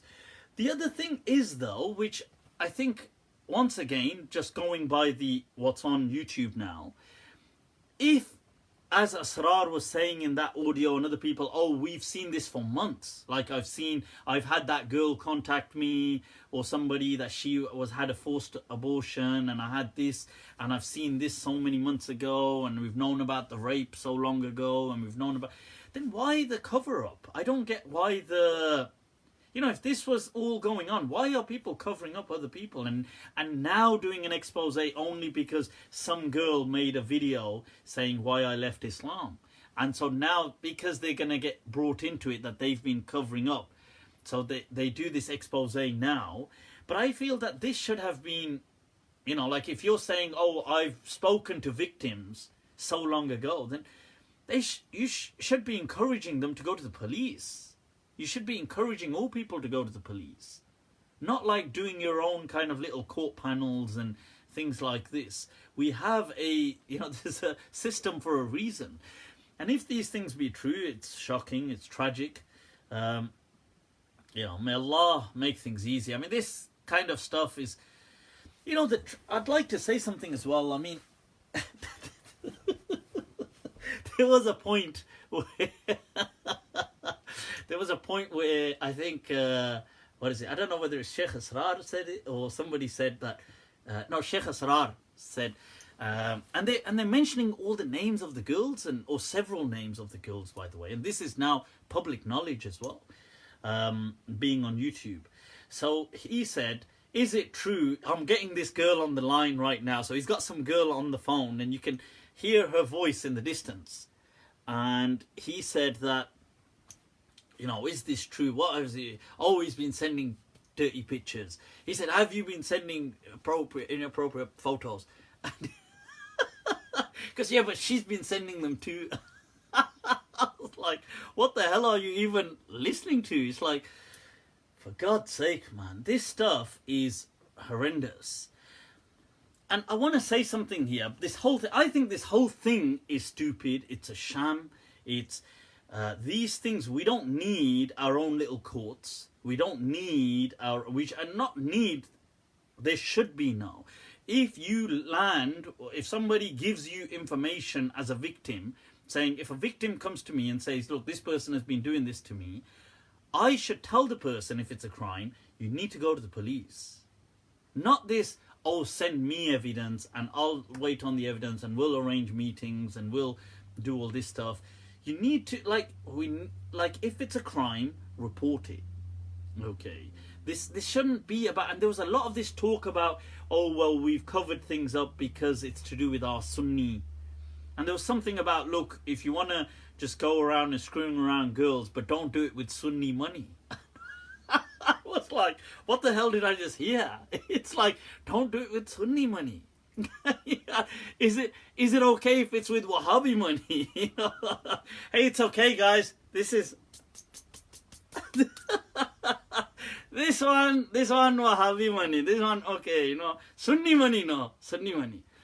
I was like, what the hell am I even hearing here? Sunni money and Like, yeah, so this whole thing, and I wanted to say something here. You know, the thing is this, that in all honesty, these guys, I mean, I don't really know, you know, these young imams that you get.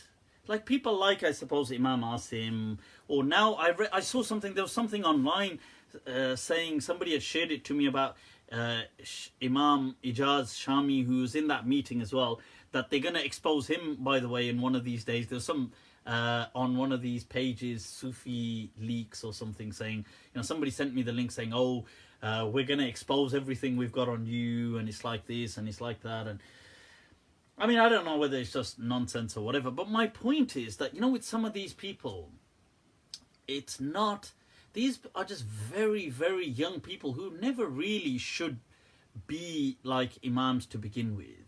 They're just too young.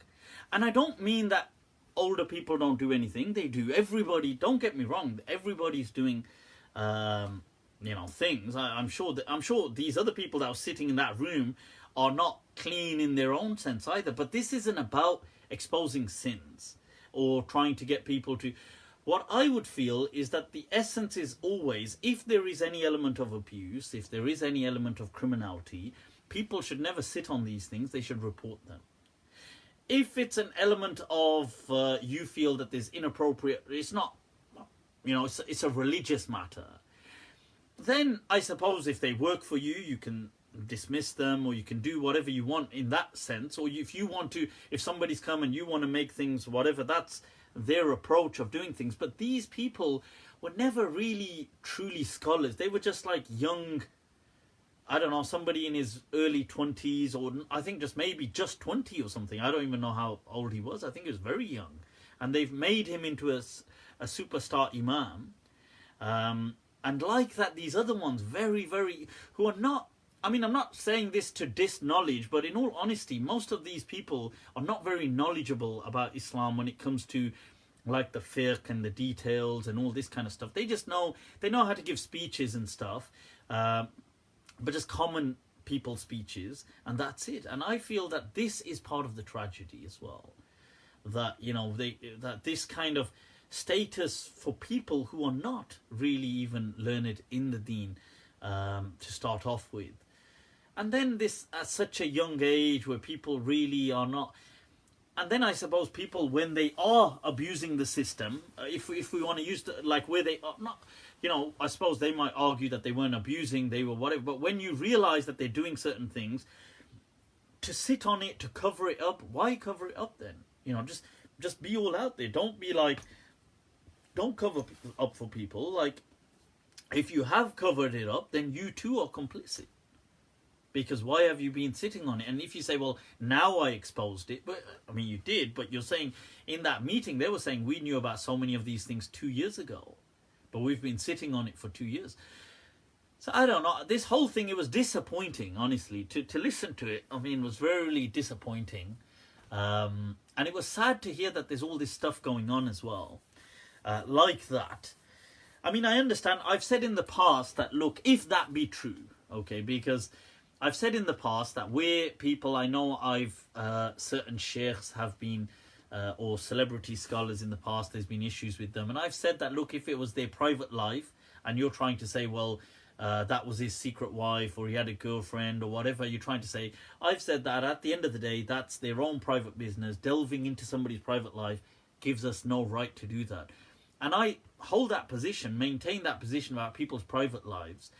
But if you're saying that there's been crimes and you're aware of crimes and force and threats, and then we should never ever tolerate this kind of nonsense, okay? And that kind of thing should be immediately, I mean, if you've got a following, like these imams have all got super followings there, so what are they scared of? When people have come to them, they should at that point say that, look, we're not going to let people threaten this girl or let this girl get intimidated. You know, no, we should encourage, support her, give her strength.